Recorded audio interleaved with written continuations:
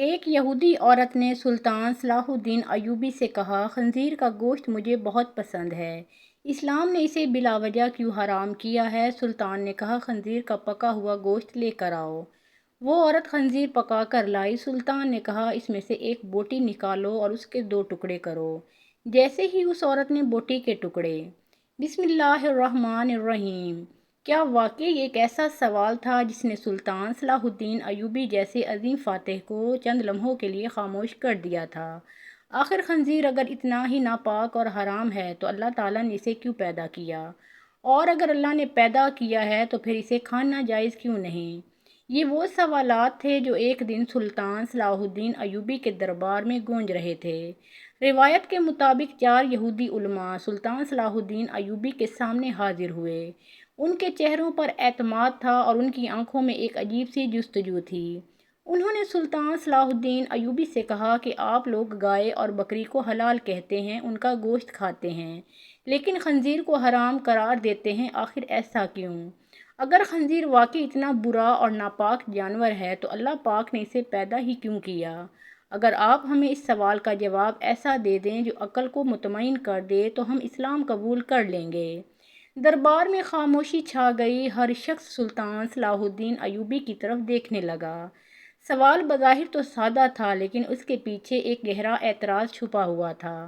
سلطان صلاح الدین ایوبی نے چند لمحے سر جھکائے رکھا۔ ایسا محسوس ہو رہا تھا جیسے وہ جواب کے ہر پہلو پر غور کر رہے ہوں۔ ادھر چاروں علماء مطمئن نظر آ رہے تھے کہ شاید اس بار وہ ایک ایسا سوال لے کر آئے ہیں جس کا جواب دینا آسان نہیں ہوگا۔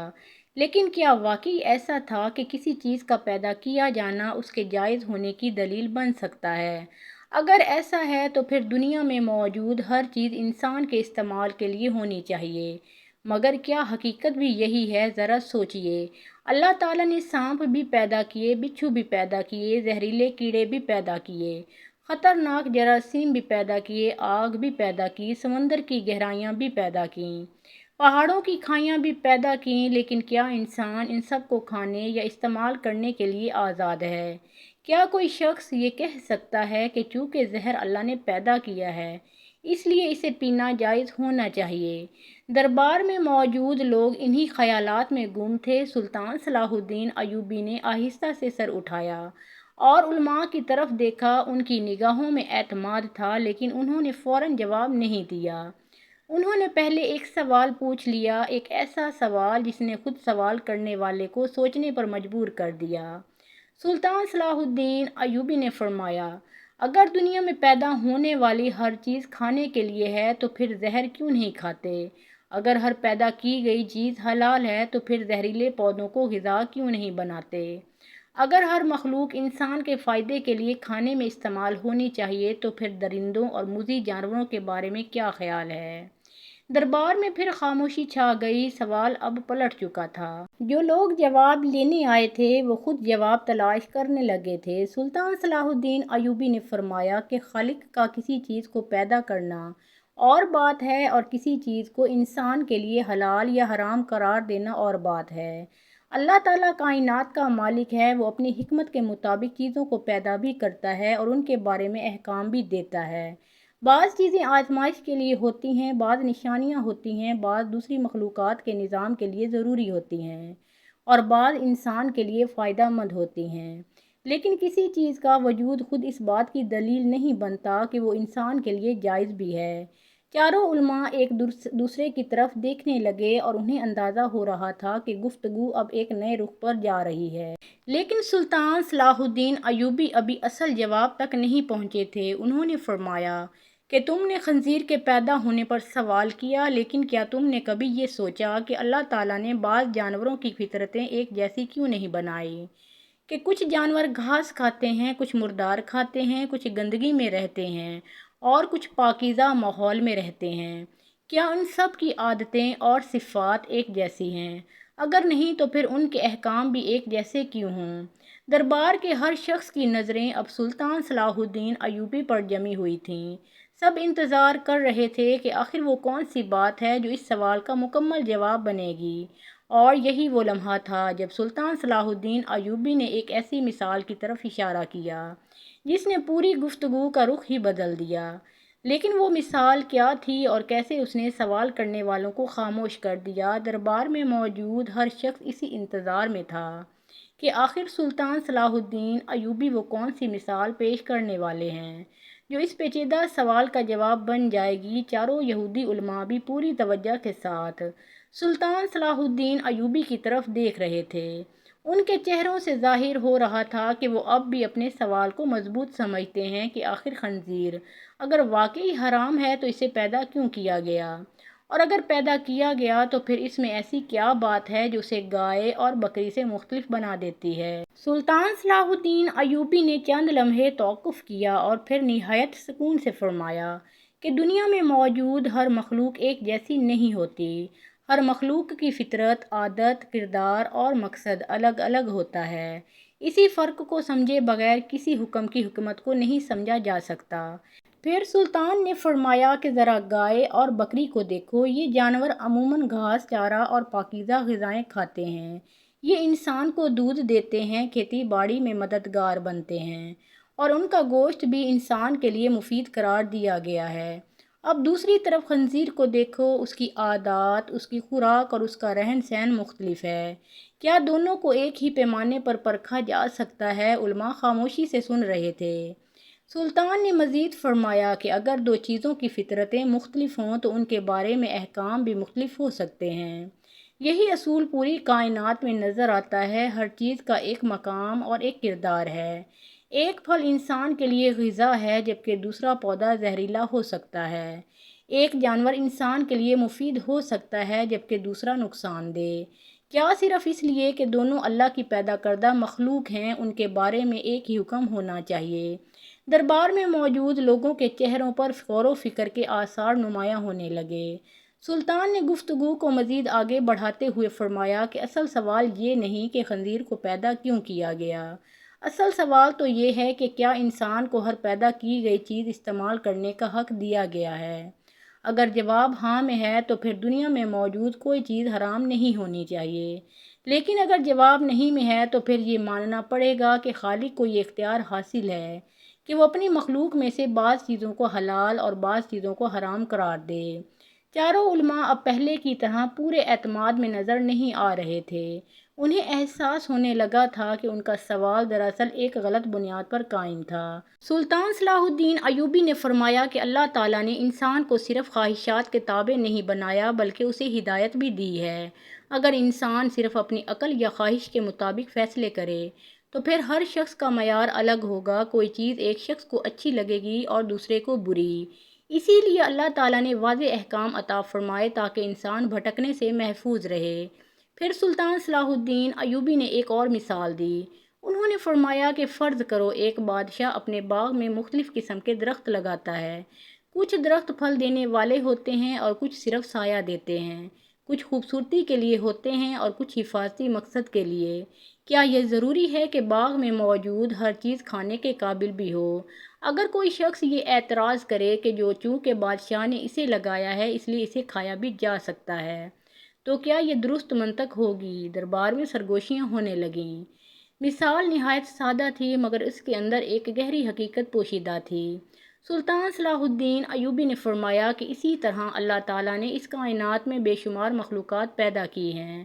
ہر مخلوق کا اپنا کردار ہے، بعض انسان کی غذا ہیں، بعض آزمائش ہیں، بعض قدرت کی نشانیاں ہیں اور بعض دوسرے نظاموں کے لیے ضروری ہیں۔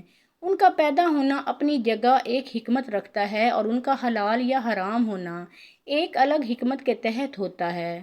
اب چاروں علماء پوری توجہ سے سن رہے تھے لیکن سلطان صلاح الدین ایوبی ابھی اپنی گفتگو کے آخری اور سب سے اہم حصے تک نہیں پہنچے تھے۔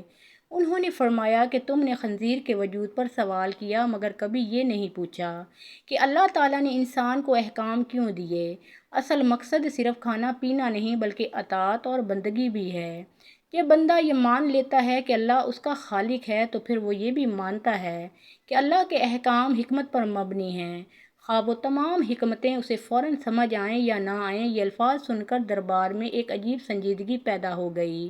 ہر شخص محسوس کر رہا تھا کہ گفتگو اب اپنے فیصلہ کن مرحلے کے قریب پہنچ رہی ہے، لیکن ابھی وہ جواب باقی تھا جس نے اس پوری بحث کو مکمل کرنا تھا۔ وہ نقطہ باقی تھا جس کے بعد سوال کرنے والوں کے پاس مزید کوئی اعتراض باقی نہ رہا۔ آخر وہ کون سا جواب تھا اور سلطان صلاح الدین ایوبی نے ایسا کیا فرمایا کہ چاروں علماء حیرت میں ڈوب گئے۔ اب دربار کی فضا پہلے سے بالکل مختلف ہو چکی تھی۔ جو سوال ابتدا میں ایک مضبوط اعتراض معلوم ہو رہا تھا، اب آہستہ آہستہ اپنی بنیاد کھوتا جا رہا تھا۔ چاروں یہودی علماء خاموشی سے سلطان صلاح الدین ایوبی رحمۃ اللہ علیہ کی گفتگو سن رہے تھے۔ سلطان صلاح الدین ایوبی نے ان کی طرف دیکھا اور فرمایا کہ تم نے خنزیر کے پیدا ہونے پر سوال کیا، لیکن شاید تم نے اس پہلو پر غور نہیں کیا کہ اللہ تعالیٰ کے احکام صرف مادی فائدے اور نقصان تک محدود نہیں ہوتے۔ بعض اوقات ایک حکم کے پیچھے ایسی حکمتیں ہوتی ہیں جو انسان کی عقل کی پہنچ سے کہیں زیادہ وسیع ہوتی ہیں۔ اگر ہر چیز کی مکمل حکمت جاننے کے بعد ہی انسان حکم مانے تو پھر ایمان اور اطاعت کا مفہوم ہی باقی نہیں رہتا۔ سلطان صلاح الدین ایوبی نے فرمایا کہ ایک سچا بندہ پہلے اپنے رب کی حکمت پر اعتماد کرتا ہے، پھر جتنا علم اسے حاصل ہوتا ہے اس کے مطابق حکمتوں کو سمجھنے کی کوشش کرتا ہے۔ لیکن حکم کی بنیاد صرف یہ نہیں ہوتی کہ انسان ہر رات کو جان لے۔ دربار میں موجود لوگ پوری توجہ کے ساتھ سن رہے تھے۔ سلطان نے فرمایا کہ تم خود اپنی زندگی میں ایسے بے شمار فیصلے کرتے ہو جن کے تمام پہلو تمہارے علم میں نہیں ہوتے۔ ایک مریض دوا کھاتا ہے کیونکہ اسے طبیب پر اعتماد ہوتا ہے، حالانکہ اسے دوا کے ہر جز اور ہر کیمیائی اثر کا علم نہیں ہوتا۔ ایک مسافر کشتی میں سوار ہوتا ہے کیونکہ اسے ملاح پر بھروسہ ہوتا ہے، حالانکہ اسے سمندر کی ہر گہرائی اور ہر خطرے کا علم نہیں ہوتا۔ جب دنیاوی معاملات میں انسان اعتماد کو قبول کر لیتا ہے تو پھر کائنات کے خالق کی حکمت پر اعتماد کیوں مشکل محسوس ہوتا ہے۔ علماء خاموش تھے۔ سلطان صلاح الدین ایوبی نے محسوس کیا کہ گفتگو اب اصل نقطے کے قریب پہنچ رہی ہے۔ انہوں نے فرمایا کہ تمہارا سوال دراصل خنزیر کے بارے میں نہیں بلکہ اختیار اور حکمت کے بارے میں ہے۔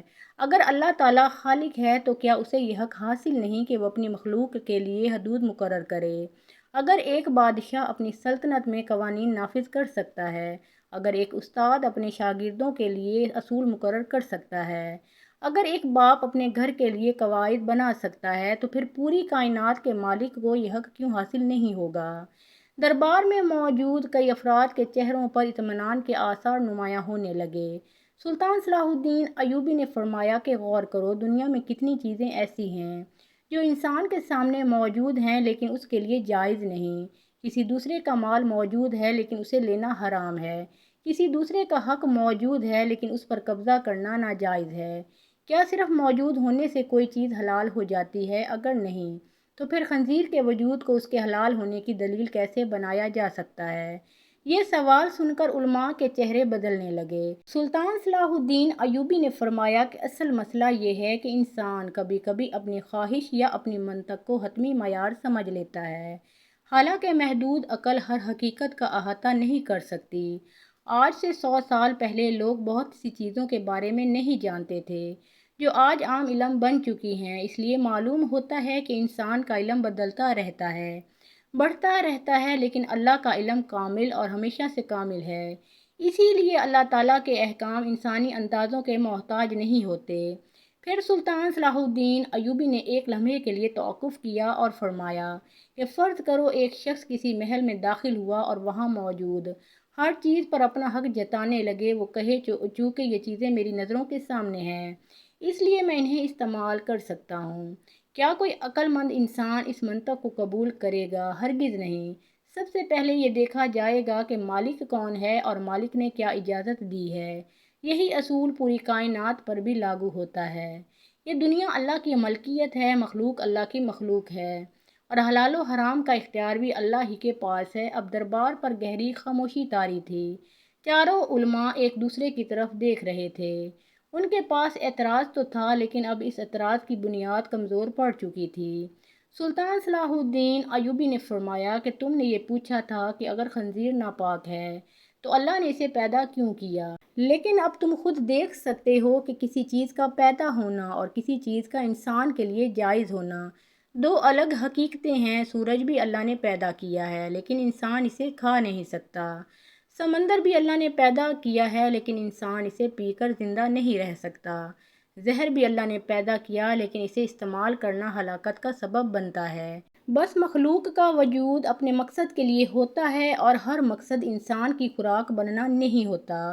یہی وہ مقام تھا جہاں دربار میں موجود لوگوں کو محسوس ہوا کہ سوال کا مرکزی ستون تقریباً گر چکا ہے، اور علماء کے چہروں سے وہ اعتماد آہستہ آہستہ غائب ہو رہا تھا جو ابتدا میں نظر آ رہا تھا۔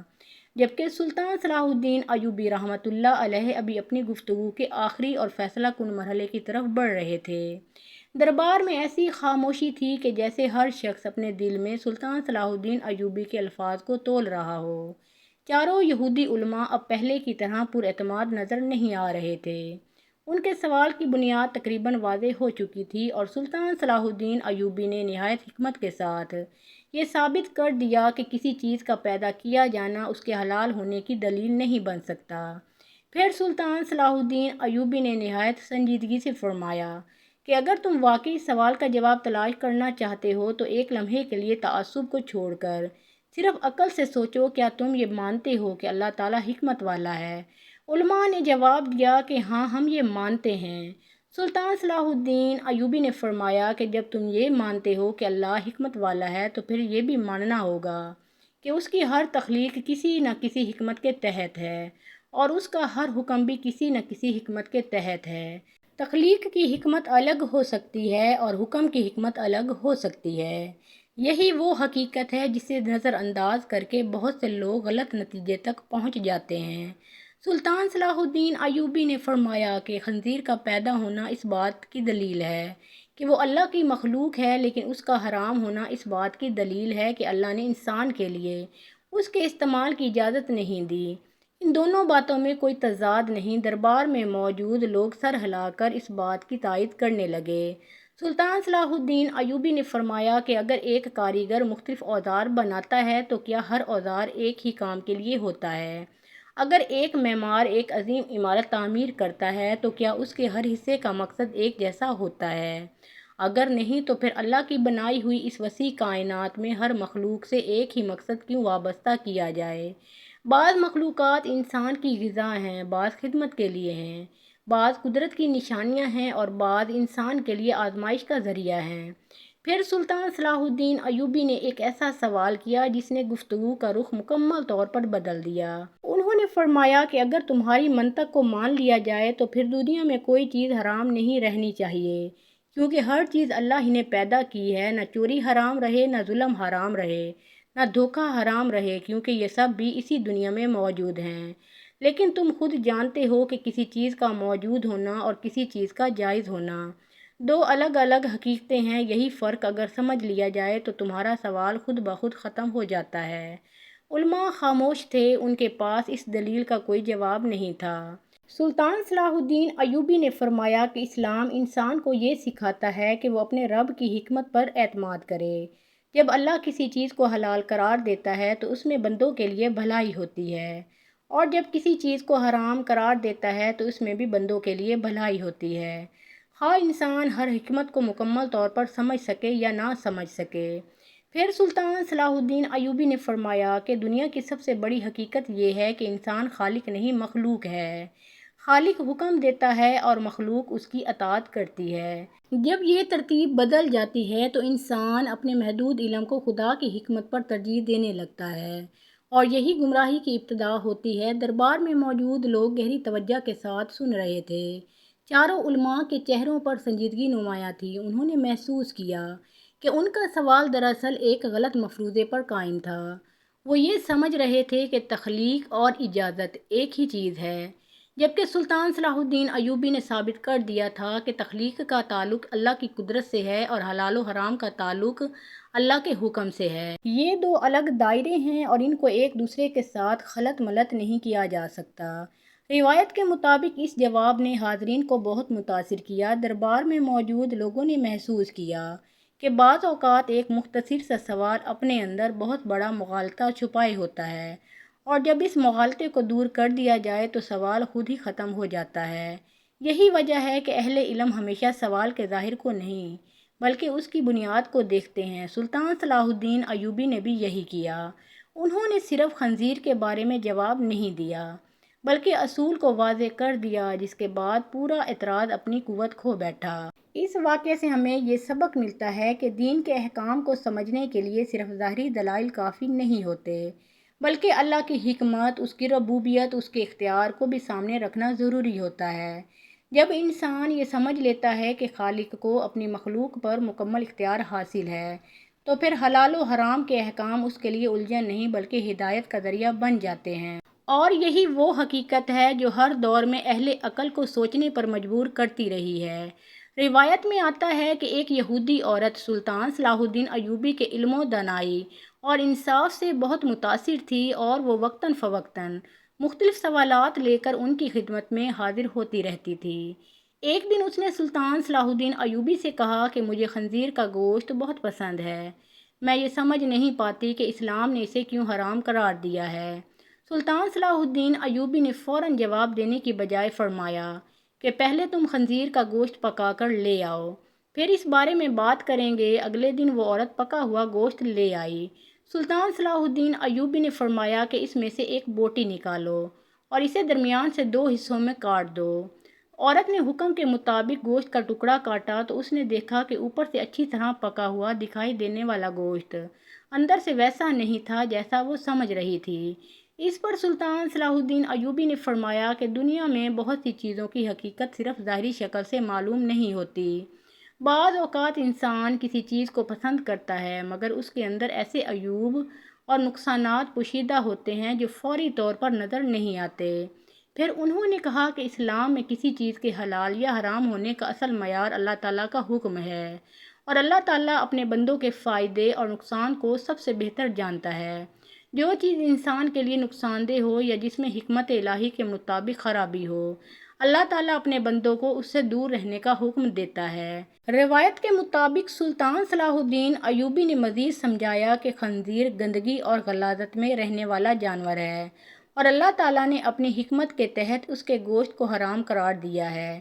اس لیے ایک مسلمان کے لیے یہی کافی ہے کہ وہ اپنے رب کے حکم کے سامنے سر تسلیم خم کر دے۔ کہا جاتا ہے کہ سلطان صلاح الدین ایوبی کی حکمت بھری گفتگو سن کر وہ عورت خاموش ہو گئی، اور اس نے اعتراف کیا کہ بعض اوقات انسان اپنی محدود عقل کی وجہ سے ہر حکمت کو فوراً نہیں سمجھ سکتا، لیکن خالق کائنات اپنے بندوں کے لیے جو فیصلہ فرماتا ہے وہی سب سے بہتر ہوتا ہے۔ اللہ تعالیٰ ہمیں حلال و حرام کا صحیح شعور عطا فرمائے، اپنے احکام کی حکمت کو سمجھنے کی توفیق دے اور ہمیشہ اپنی رضا والے راستے پر چلائے۔ اللہ رب العزت ہمیں دین کی سچی سمجھ، نیک عمل کی توفیق اور حق کو حق سمجھ کر اس پر عمل کرنے کی ہمت عطا فرمائے۔ آمین یا رب العالمین۔ ناظرین، اس واقعے سے ہمیں یہ سبق ملتا ہے کہ اللہ تعالیٰ کے احکام سراسر حکمت پر مبنی ہوتے ہیں۔ ایک سچے مسلمان کی شان یہ ہے کہ وہ اپنے رب کے ہر حکم پر ایمان رکھے، چاہے اس کی تمام حکمتیں اس کی سمجھ میں آئیں یا نہ آئیں۔ حلال کو حلال اور حرام کو حرام سمجھنا ہی بندگی اور تقویٰ کی علامت ہے۔